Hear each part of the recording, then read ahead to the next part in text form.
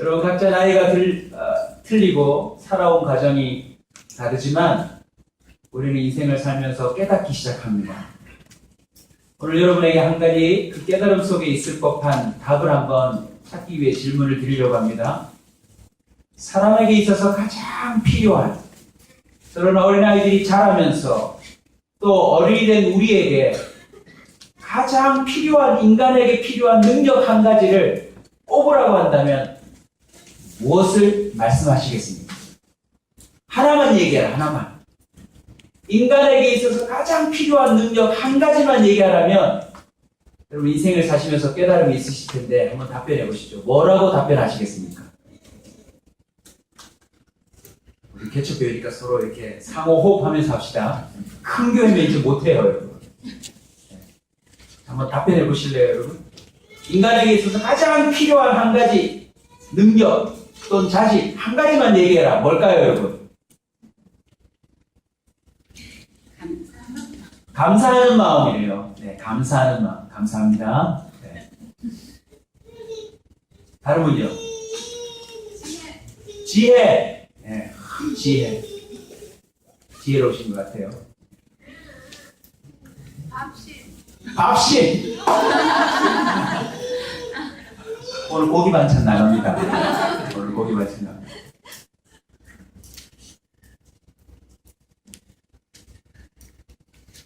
어떤 사람은 이렇게 생각합니다. 잘생기고 봐야 된다. 인간이 일단은 잘생기고 봐야 된다. 저를 보십시오. 잘생겨도 그다지 혜택을 못 받습니다. 지금 웃는 사람들은 분별력이 매우 없는 분들입니다. 사람들은 못 알아봐요. 유일하게 우리 집사람만 일찍 그걸 알아보고 저에게 인생을 올인했답니다. 일단 돈이 많아야 된다, 사람은. 다른 거 다 제쳐두고 돈이 많아야 사람답게 살 수 있다. 부작용이 너무 많아요, 돈이 많으면. 형제, 부모, 자식 관계도 깨어지고요.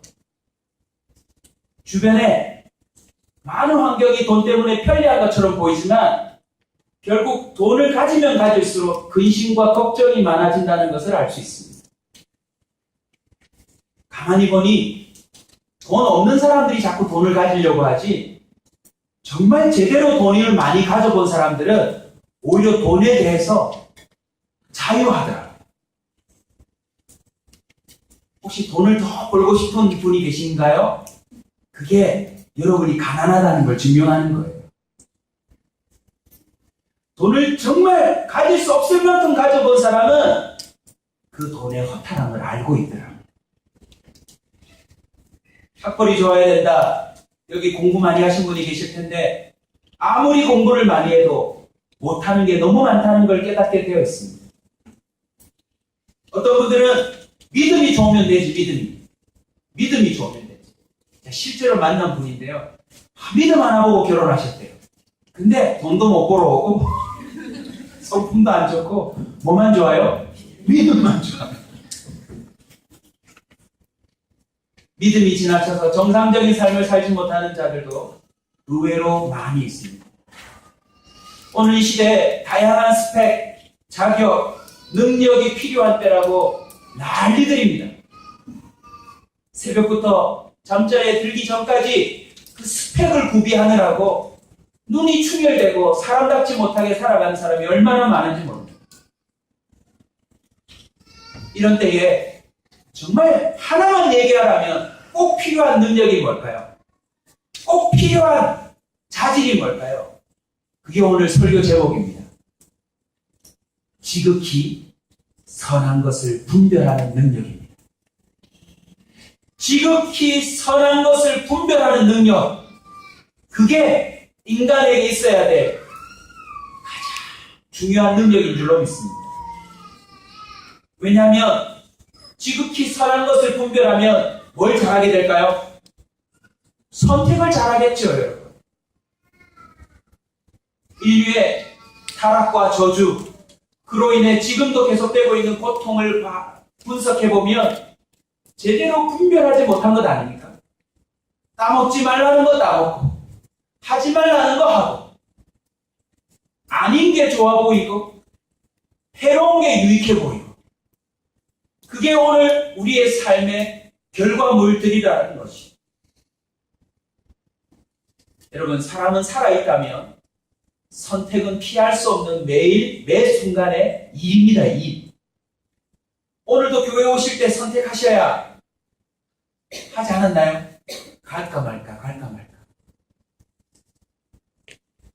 선택이라고 하는 것은 결코 끊어지지도 멈출 수 없는 살아있는 자에게 주어진 사명입니다, 사명. 이 선택에 따라 자신뿐만 아니라 가족의 운명이 결정되고 있습니다. 이 선택에 따라 우리 공동체와 민족, 나라까지도 결정되고 있습니다. 여전히요, 식당에서 메뉴 고르는 것도 힘들지 않던가요? 우리 한번 실수합시다. 옆 사람에게 뭐 드실래요? 한번 물어보세요. 시작. 돌아오는 답이 뭐죠? 나 이거요 라고 말하는 사람이 그다지 많지 않아요. 글쎄요, 잘 모르겠는데요. 기껏 고민해서 카페라떼 시켜놓고는 베일 들고 왔는데, 아니 그거 말고요, 아메리카노요. 커피 한 잔 고르는 것, 물건 사는 것, 대학, 직장, 배우자를 선택하는 것, 거주지를 옮기는 것, 심지어 교회를 선택하는 것까지도 정말 분별력이 필요한 때 아닙니까, 여러분? 뭐가 맞는 것인지, 뭐가 진정한 복인지 정말 헷갈리는 시대에 우리는 살고 있습니다. 그래서 오늘 본문은 더욱 우리에게 소중하게 다가옵니다. 왜냐하면 지극히 선한 것을 분별할 수 있는 희망의 메시지가 오늘 본문에 담겨져 있기 때문에 그렇습니다. 여러분, 축복합니다. 꼭 지극히 선한 것을 분별할 수 있는 사람이 되십시오. 과거는 묻지 않겠습니다. 지금부터 지극히 선한 것을 분별할 수 있는 자가 되시길 주 이름으로 축원합니다. 이 제목에서, 오늘 이 본문에서 하나 더 살피고 들어갈까요? 선한 게 아니라 그 앞에 하나 더 붙습니다. 지극히 선한 것. 깨달아야 합니다. 선한 것을 분별하는 그 안에도 단계가 있다는 것을, 수준이 있다는 것을 아셔야 합니다. 이왕이면 이거보다 이거보다는 이것을 선택할 수 있는 자가 되시길 주 이름으로 축원합니다.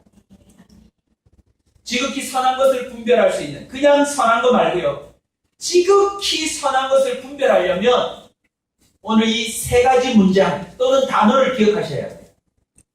첫 번째는 5절에 소개되고 있습니다. 같이 읽을까요? 너희가 첫날부터 6절 같이 읽읍시다. 너희 안에서 착한 일을 시작하시니까 그리스도 예수의 날까지 이르실 줄을 우리는 확신하노라. 아멘. 첫 번째로 기억하셔야 될 단어는 5절과 6절에 나옵니다. 착한 일을 시작하시니. 바울은요, 지금 이 빌립보서를 빌립보 교인들에게 보낸 편지로 쓰고 있는 것입니다. 편지로. 근데 바울 속에 확신이 있었어요. 내가 너희들을 가만히 보니 너희들 속에 착한 일을 시작하신 이가 있구나.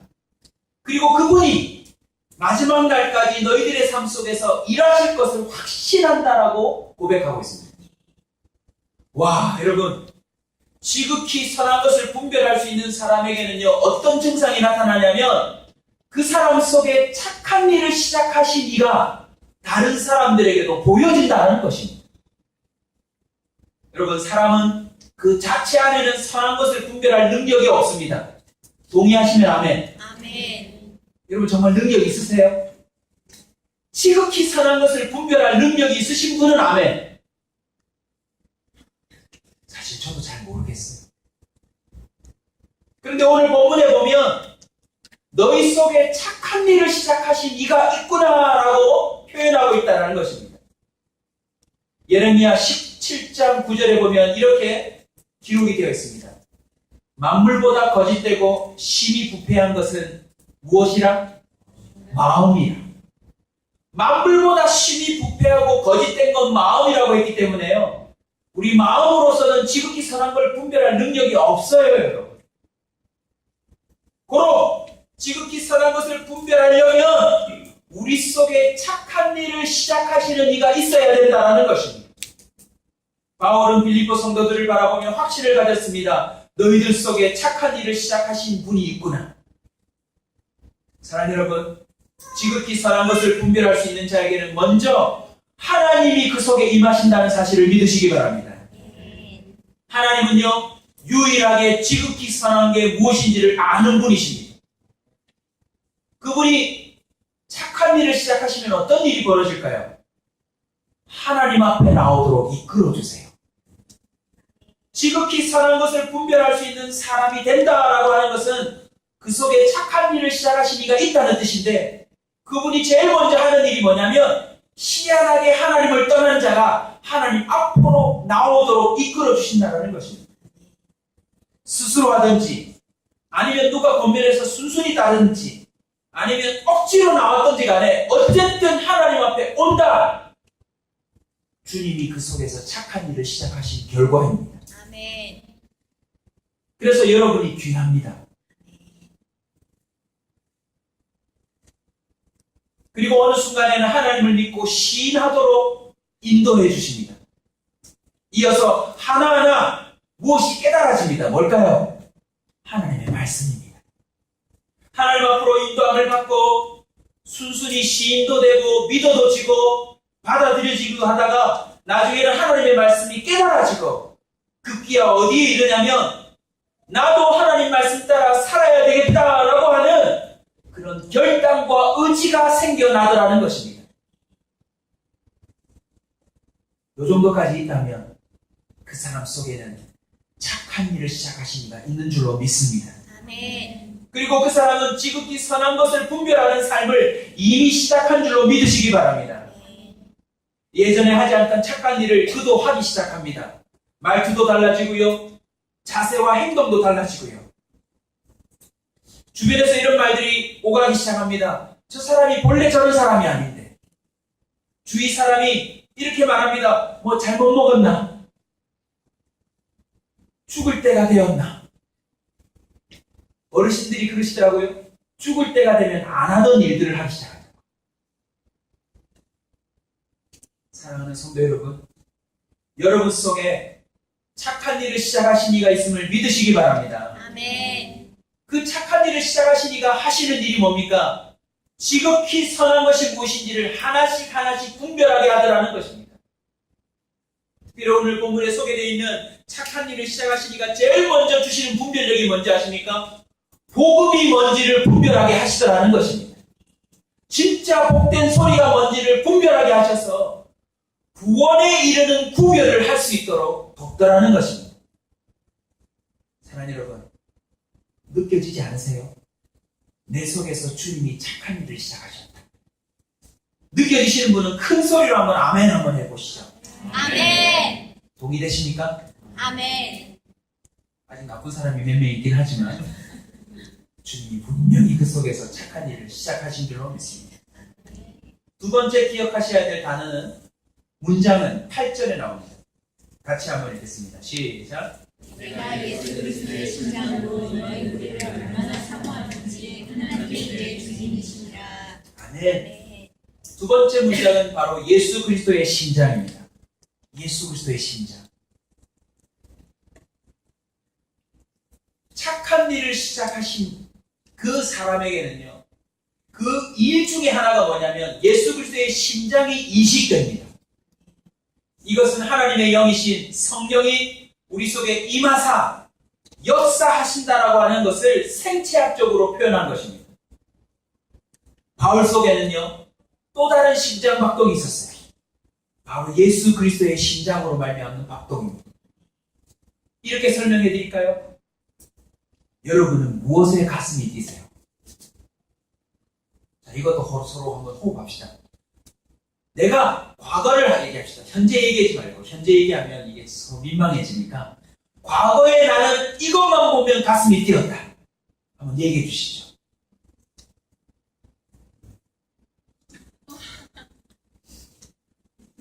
유진아, 왜? 아빠 엄마래요. 아빠가 엄마네. 네. 지금 한탄과 개탄을 했던 사람은 맏딸입니다. 네. 유진아, 심장이 멎을 것 같았지? 네. 속이 울렁거려요?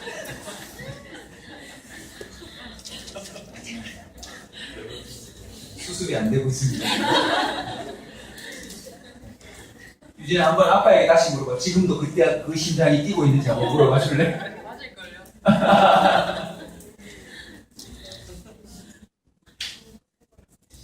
어떤 사람은요, 차를 보면 가슴이 뛰어. 차가 우릉우릉 하면 자신의 가슴도 같이 뛰어. 어떤 사람은 명품 가방만 보면 가슴이 뛰는 사람이 있었을지도 모릅니다. 어떤 사람은 연예인만 보면 가슴이 뛰는 사람이 있었을지도 모릅니다. 자기가 갖고 싶은 물건, 하고 싶은 일, 또 그 일을 하거나 그 물건을 갖고 있는 사람만 보면 가슴이 뛰었던 사람이 있을지도 모릅니다. 근데 오늘 본문을 다시 한번 유심히 보실래요, 여러분? 내가 예수 그리스도의 심장으로 너희 무리를 얼마나 사모하는지 하나님이 내 증인이십니다. 예수 그리스도의 심장이 이식된 사람에게는요, 새로운 사모함이 있다는 사실을 기억하시기 바랍니다. 그 사모함은 지극히 선한 것을 더더욱 분별해 가도록 만드는 두근거림입니다. 사랑하는 성도 여러분, 저와 여러분이 지극히 선한 것을 분별하는 자가 되려면 예수 그리스도의 심장으로 말미암는 사모함과 두근거림이 있어야 된다는 사실을 꼭 기억하시기 바랍니다. 아멘. 이 두근거림을 조금 두 가지 가지로 분류해서 설명해 볼까요? 예전보다 훨씬 더 죄에 대해서 두려움과 떨림의 두근거림이 생겨납니다. 전에는 죄 짓는 거 별로 크게 생각하지 않았어요. 말도 함부로 하고, 내가 돈이 있으니까 척척 써버리고, 내가 자유가 있으니까, 내가 성인이니까 마음대로 선택했지만, 예수 그리스도의 심장이 이식되고 나면요, 이젠 조그만 죄라도 그것을 짓는 것이 두근두근 어려워집니다. 창세기 39장 9절에 보면 요셉이 보디발의 아내를 범할 수밖에 없는 그런 긴급한 상황 가운데 이렇게 고백합니다. 한번 따라서 해주시겠습니까? 내가 어찌 큰 행을 행하여 하나님께 죄를 지으니까 아무도 보는 이가 없었습니다. 그리고 그 사람이 적극적으로 유혹해왔습니다. 그런데도 요셉의 마음에는요, 특별한 분별력이 있었는데 바로 이것은 주님 앞에 큰 죄다, 주님 앞에 큰 죄다라고 하는 그 심장의 두근거림이 일어났다라는 것입니다. 성령이 이 시간 역사하셔서 여기 함께 예배드리고 있는 모든 성도들에게 예수 그리스도의 심장으로 말미암는 죄를 두려워하는 두근거림이 오늘 이 시간에 임하길 주의 이름으로 축원합니다. 아멘. 좌우를 살펴 사람이 없으면 어떤 일도 해가던 사람이 아무도 없어도 주님을 의식하는 두근거림이 임하면 그때부터 지극히 선한 분별력이 생기기 시작한다는 것입니다. 에베소서 6장 6절입니다. 한번 따라서 같이 읽읍시다. 눈가림만 하여 사람을 기쁘게 하는 자처럼 하지 말고 그리스도의 종들처럼 마음으로 하나님의 뜻을 행하고. 기억하십시오. 사람을 기쁘게 하는 것이 아니라 하나님을 기쁘시게 하기 위한 그 마음의 두근거림이 있는 사람은 지극히 선한 것을 분별할 능력이 있는 줄로 믿습니다. 데살로니가전서 2장 4절입니다. 오직 하나님께 옳게 여기심을 입어 복음을 위탁받았으니 우리가 이와 같이 말하면 따라서 합시다. 사람을 기쁘게 하려 함이 아니요 오직 우리 마음을 감찰하시는 하나님을 기쁘시게 하려 함이라. 헷갈리십니까? 오늘부터 오직 하나님을 기쁘시게 하려는 두근거림으로 살아가십시오. 선택하십시오. 그게 바로 선입니다. 죄에 대한 두근거림이었다면 반대로 이제는요, 주님이 기뻐하실 일에 새로운 흥분이 일어난다는 사실을 기억하시기 바랍니다. 이제는 새로운 것에 가슴이 뛰기 시작합니다. 더욱 선한 것에 감동을 받으며 가슴 벅찬 기쁨이 샘솟듯 올라옵니다. 전에는 가난한 자들, 주로 인간 기준에 좀 못 산다고 여겨지는 사람들에게만 동정심이 임했다면 주의 심장이 이식되면요, 이제부터는 그런 거 따지지 아니하고 모든 사람에게 마음이 뛰기 시작한다는 것을 기억해야 합니다. 가톨릭에서 말하는 것처럼요, 자신의 구원과 자신의 뭔가를 위해서 업적을 쌓기 위한 동정이 아닙니다. 그냥 예수님 때문에 뛰는 것입니다. 빌립보서 1장 20절을 한번 보실래요? 바울이 잘 표현하고 있습니다. 눈으로 봅시다. 20절 19절도 같이 볼까요? 착한 일을 시작하신 일에 그 정체가 소개되고 있습니다. 19절 20절 봅시다. 시작.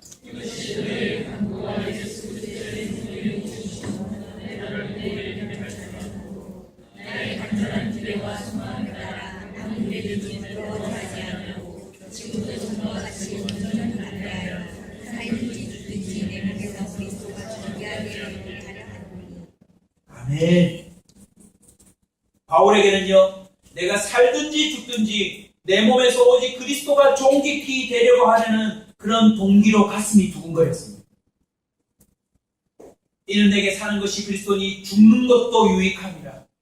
죽음도 두려워하지 아니하고 오직 예수 그리스도를 높이는 일에 가슴이 뛰었다라고 바울은 고백하고 있는 것입니다. 사랑하는 여러분 무엇에 가슴이 뜁니까? 무엇에 가슴이 뛰고 있습니다? 주를 위한 일에 여러분의 심장이 뛰기 시작한다면 여러분은 지극히 선한 것을 분별할 자질이 만들어지고 있는 줄로 믿습니다. 지난주인가요? 우리가 함께 또 한번 초청해서 말씀을 드렸던 우리 송광호 선교사님 큰딸이 결혼을 했습니다. 참 가지는 못했지만 결혼 사진을 보면서 얼마나 저도 뿌듯했는지 모릅니다. 왜냐하면 그 집안에 이 살아온 과정을 제가 알거든요. 사실은 우리 성경환 선교사님이 제가 수영록에서 찬양 인도할 때 남자 싱어였어요. 송광호 집사님이었죠. 그리고는 갑자기 신학을 하신다고 인생의 방향을 전환하시고 가슴이 뛰었던지 헌신을 하셨어요. 그리고는 통신신대원을 가시고 전도사가 되고 목사가 되셨어요. 근데 갑자기 이제 선교사님으로 가신다는 거예요. 하필 어디로요? 인도로요. 여러분 인도 선교를 가보셨는지 아시겠지만 인도는 정말 사람이 못 다닐 길입니다. 이해하실는지 모르겠어요. 인도. 송광호 선교사님 어떻게 인도로 선교사 가기로 하셨는지 혹시 들어보셨나요? 인도에 선교 여행을 따는데 도착하자마자 지옥이 바로 이런 곳이구나. 그들의 삶을 보자마자 이때까지 말로만 들어왔던 지옥이 이런 모습이겠구나 라는 것이 그냥 가슴에 훅 들어오면서요. 이런 결단이 있었대요.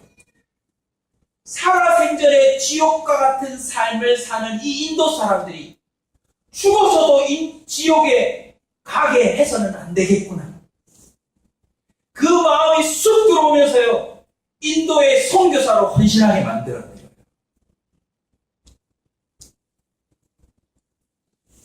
그 아들에게 뭐가 이식된 거예요? 예수 그리스도의 심장이 이식되어서 그 말로 표현할 수 없는 더럽고 추접고 인간답지 못하게 살아가는 그 사람들을 향해서 예수님의 마음이 옮겨 붙었다라는 것입니다. 그리고는 그 참 멀쩡한 가정이 그냥 인도로 훅 떠나더라고요. 그리고는 참 과정이지만 살이 쏙 빠지기도 시작하시고 이 송광호 선생님은 굉장히 잘생기셨거든요. 그런 여정 가운데 하나님이 그 사람들을 높여주시고 세워주시는 모습을 볼 때 저는 얼마나 감격적이었는지 모릅니다. 어디 송광호 선교사님 뿐이겠습니까? 우리가 돕고 있는 선교사님들 다 하나같이 그들의 삶을 들여다보면 뭐가 이식됐어요? 예수 그리스도의 심장이 이식되어서 특별한 두근거림으로 남들이 가지 않는 곳으로 뛰어가더라는 것입니다. 새벽기도 때와 또 또 금요 기도회 때도 말씀드렸는데 못 들으신 분이 대부분이어서 다시 한번 말씀드립니다. 요즘 에볼라 바이러스가 유행하고 있습니다.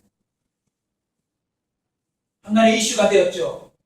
미국인 2명이 바이러스에 감염이 되어서 미국 국가가 그 2사람을 본국으로 후송시켜서 치료하겠다라고 선언하자 세계에서 가장 돈 잘 버는 사람으로 쳐지는 트럼프라고 하는 그 부자가 안 된다. 이 사람들 고국에 들어오면 안 된다라고 공방이 붙었던 적이 있는데 결국은 어떻게 해요? 완전히 바이러스에 쫙 고개지는 비행기를 따로 만들어서 그 2사람을 미국이 데리고 왔어요. 그리고 지금 애틀란타에서 치료받고 있습니다. 근데 나중에 그들의 기사를 읽어보니까요. 참 감동적인 이야기를 발견하게 되었어요. 그 미국인 2사람은 의료 선교사입니다. 한 사람은 33세, 한 사람은 60세. 알고 봤더니 사마리탄즈 펄스라고 하는 한국말로 하면 사마리아인의 지갑이라고 하는 뜻의 선교단체에 소속되어 있는 의료 선교사예요. 여러분 사마리아인이 누구죠? 왜 그 지갑 이야기가 나오죠? 성경에 예수님이 비유하셨죠. 강도를 당해 쓰러져 있는데 하나님을 잘 믿는 대제사장도 레위인도 못 본 척하고 지나가더라는 거죠. 근데 유독 누가요?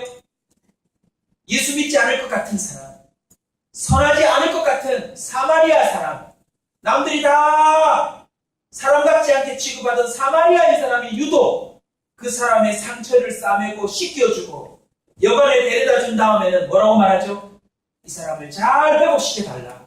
내가 돌아오는 길에 혹이라도 돈이 모자라면 내가 지불하겠다. 거기서 나온 게 사마리아인의 지갑입니다.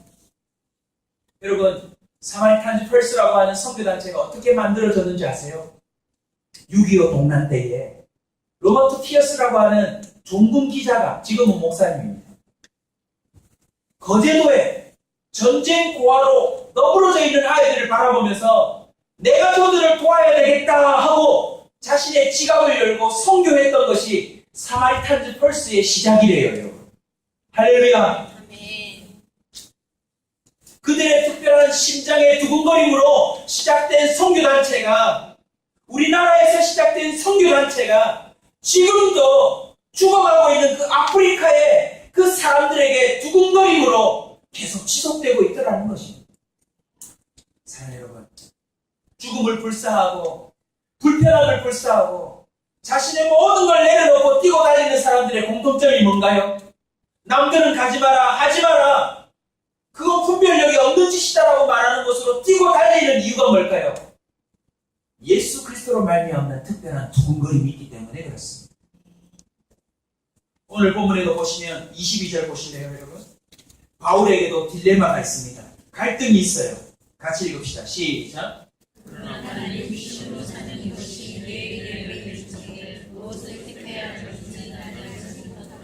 바울도 무엇을 택해야 되는지 알지 못한대요, 여러분. 주를 위해 살아가는 바울에게도 갈등이 있습니다. 이렇게 할까 저렇게 할까. 갈등의 핵심이 뭐였을까요? 23절, 24절 같이 봅시다. 시작. 내가 그 사이에 있었으니 사단이 세상을 떠나서 그리스도를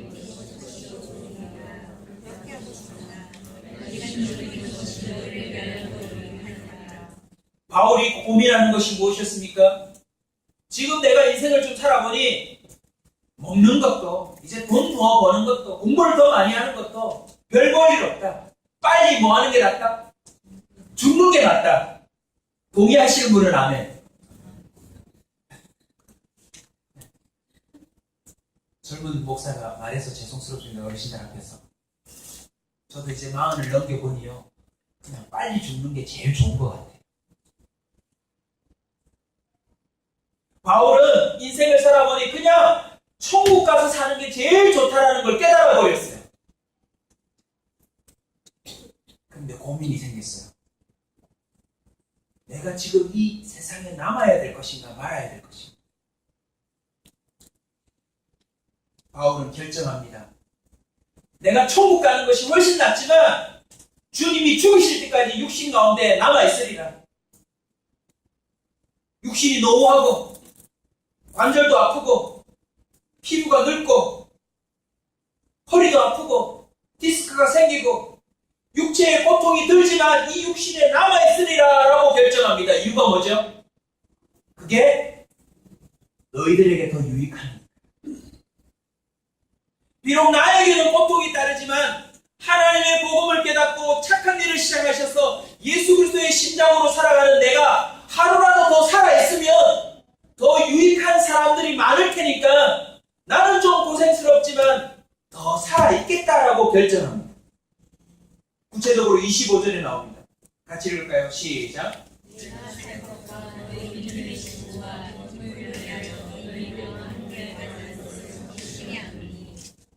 여러분, 지극히 선한 것을 분별하는 바울이 우리에게 하나 가르쳐줬습니다. 오늘부터 예수 그리스도의 심장으로요, 여러분에게 유익한 게 있겠지만, 여러분에게 더 좋은 게 있겠지만, 다른 사람의 유익을 위해서 선택할 수 있는 자가 되시길 주의 이름으로 축원합니다. 마땅히 할 권리도 있고 능력도 있고 힘도 있겠지만 주님이 더 기뻐하시는 것을 선택하는 자가 되시길 주의 이름으로 축원합니다. 아멘. 조금만 더 묵상해 보십시오. 의외로 힘듭니다. 나에게도 이럴 권리가 있고 나에게도 저럴 권리가 있으니까 해도 됩니다. 그럼에도 불구하고 내가 이 희생하는 것이 다른 사람에게 더 영원한 유익을 주는 것이라면 그걸 선택하는 것이 더 지극히 선한 것이라는 것입니다. 아멘. 아멘. 일일이 다 소개할 수 없지만 제 주변에는 이런 사람들이 얼마나 많은지 모릅니다. 그리고 그들 때문에 기뻐하며 즐거워하며 혜택을 입고 살아가는 사람이 얼마나 많은지 모릅니다.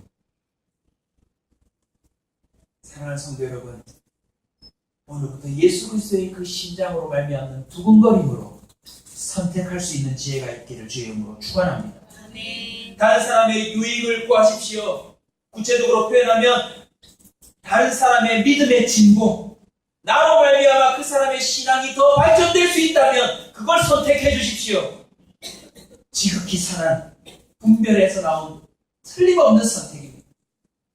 그리고 그 이후로 빌립보서를 여러분이 좀 묵상해 보시면 복음에 합당하게 생활하는 것 또한 지극히 선한 분별력입니다. 옛 구습을 버리십시오. 옛사람을 버리십시오. 여전히 우리 타락의 심장도 뜁니다. 유혹을 받으면 여전히 가슴이 두근거립니다. 죄지을 것이 은근히 흥겹기도 합니다. 하지만 예수 그리스도의 심장을 따라서 선택하십시오. 에베소서 4장 22절입니다. 너희는 유혹의 욕심을 따라 썩어져가는 구습을 따르는 옛사람을 벗어버리고 오늘부터 여러분 속에 예수 그리스도로 말미암는 두근거림이 세질 겁니다. 아멘. 왜냐하면 제가 그렇게 기도하고 있거든요. 아멘.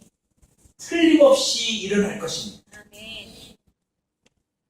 마지막 문장이자 단어입니다. 우리 본문을 통해서 한번 또 살펴볼까요, 여러분? 빌립보서 1장 9절 10절 읽읍시다. 읽겠습니다. 시작.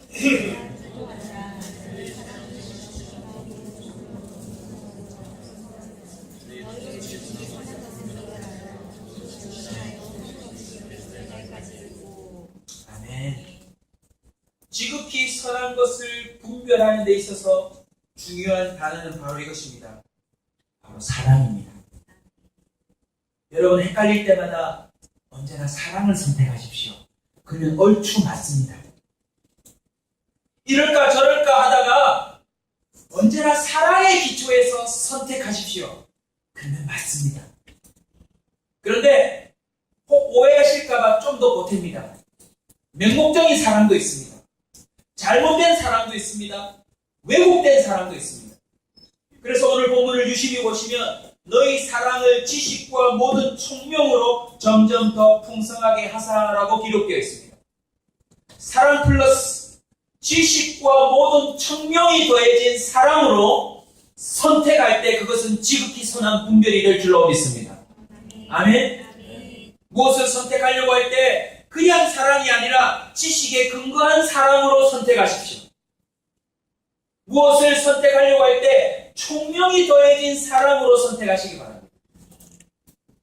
추천해드립니다. EBS에서 하는 프로인데요. 아이가 달라졌어요. 라고 하는 프로그램들이 있습니다. 꼭 보십시오. 어린아이든지 좀 성장한 아이든지 아니면 어른이든지 간에 사람이 달라졌어야 하는 그 프로그램의 특징이 뭔지 아세요, 여러분? 잘못된 선택과 잘못된 방법으로 사람이 말도 못하게 형편도 없이 망가져 있더라는 것입니다. 그런데 희한하게도 전문가가 붙어서 적절한 방법과 지식을 동원해서 방법을 바꾸고 선택을 바꾸니까 사람이 변해요, 안 변해요? 변하더라는 것입니다. 할렐루야. 여러분 기억하십시오. 저와 여러분이 지식과 총명이 더해진 사랑으로 선택하기 시작할 때 보다 지극히 선한 것을 분별하는 것이라는 것입니다. 선택에도 수준이 있습니다. 지식과 모든 총명이 더해지면 더 좋은 선택이 된다는 사실을 아시고 공부 좀 하시기 바랍니다. 공부 좀 하시기 바랍니다. 공부 좀. 자기식의 사랑을 내려놓으십시오. 예수 그리스도께서 우리를 사랑하신 방식을 따라 사랑할 수 있기를 주의 이름으로 축원합니다. 지식과 총명이 더해지는 두 가지 방법을 가르쳐 드립니다. 성경을 좀 찾으십시오. 성경은요, 가장 좋은 것을 분별할 수 있도록 우리에게 주신 기준입니다. 기준. 성경을 알지 못하면 선한 것을 분별할 수가 없습니다. 자, 우리 성경 한번 찾아볼까요, 여러분? 디모데후서 3장 15절입니다. 디모데후서 3장 15절.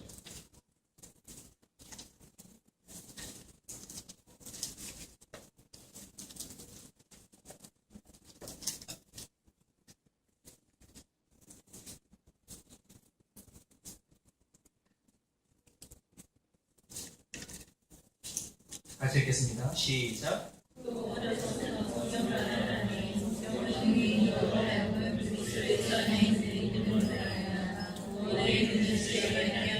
성경은 무슨 지혜를 갖게 한다고 말하고 있습니까? 구원에 이르는 지혜입니다. 성공에 이르는 지혜, 출세에 이르는 지혜. 세상에는 각가지 지혜가 있지만 멸망에 이르는 지혜도 있고 구원에 이르는 지혜도 있다는 사실을 기억해야 합니다. 출세했지만 망할 수 있습니다. 자신의 뜻대로 성공할 수는 있지만 망할 수 있습니다. 그러나 제일 중요한 지혜가 바로 구원에 이르는 지혜인데 무엇을 통해서 그 지혜가 온다고요? 성령입니다. 시편 119편 11절도 적어 놓으십시오. 내가 주께 범죄하지 아니하려 하여 주의 말씀을 내 마음에 두었나이다. 오늘부터 지극히 선한 것을 분별하고자 한다면 여러분 마음속에 성경을 새겨두시길 바랍니다. 아멘. 그리고 다 새길 수는 없으니 혹시라도 헷갈린다면 목회자를 찾든지 주변에 성경을 많이 아는 사람을 동원해서라도 이런 상황 가운데서는 어떻게 선택하는 것이 맞는지 성경 구절들을 찾아가시길 바랍니다. 분명히 있습니다. 또 하나의 방법은 기도입니다. 여러분 잘 아시는 빌립보서 4장 6, 7절은 이렇게 말합니다. 아무것도 염려하지 말고 오직 모든 일에 기도와 구할 것을 감사함으로 하나님께 아뢰라라고 하고 있습니다. 아뢰라. 따라갑시다. 그리하면 모든 지각에 뛰어난 하나님의 평강이 그리스도 예수 안에서 너희 마음과 생각을 지키시리라. 할렐루야. 아멘. 여러분 기도하십시오. 기도는 우리의 마음과 생각을 지켜서 바른 것을 분별하고 선택할 수 있도록 돕는다는 것을 성경은 약속하고 있습니다. 말씀을 맺으려고 합니다. 지극히 선한 것을 이제 분별해야 합니다. 그래야만 오늘 본문 10절에 나와 있는 대로 눈으로 한번 보시겠습니다. 진실하여 허물 없이 그리스도의 날까지 이룰 수 있습니다. 어제까지 목사와 전도사로 살았다 할지라도 내일 잘못된 것을 분별하고 선택해버리면 우리는 그냥 끝납니다. 여러분. 우리가 지극히 선한 것을 분별하고 살아갈 때 예수 그리스도로 말미암아 의의 열매도 나타나고 하나님의 영광과 찬송이 되는 인생이 됨을 믿으시기 바랍니다. 우리 28절 마지막으로 읽고 기도를 좀 하려고 합니다. 1장 28절 읽읍시다. 시작.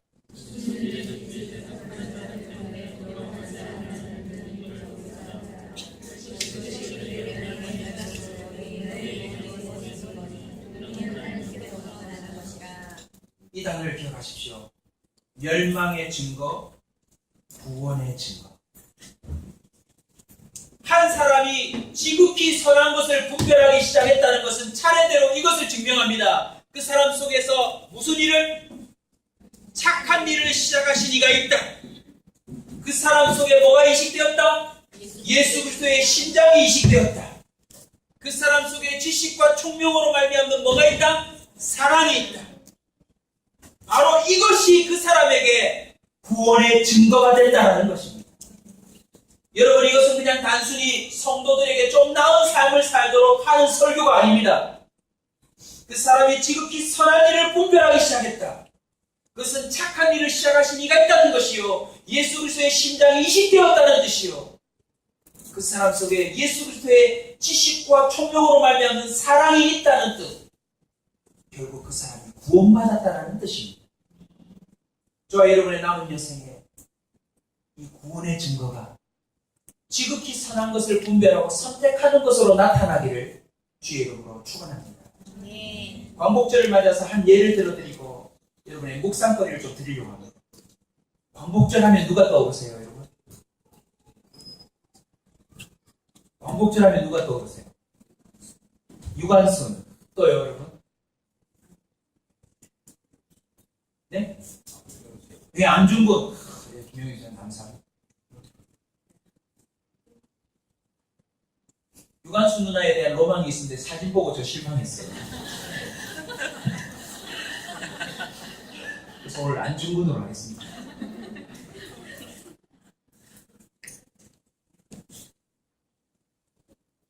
여러분, 안중근 가족의 이야기를 혹시 아세요?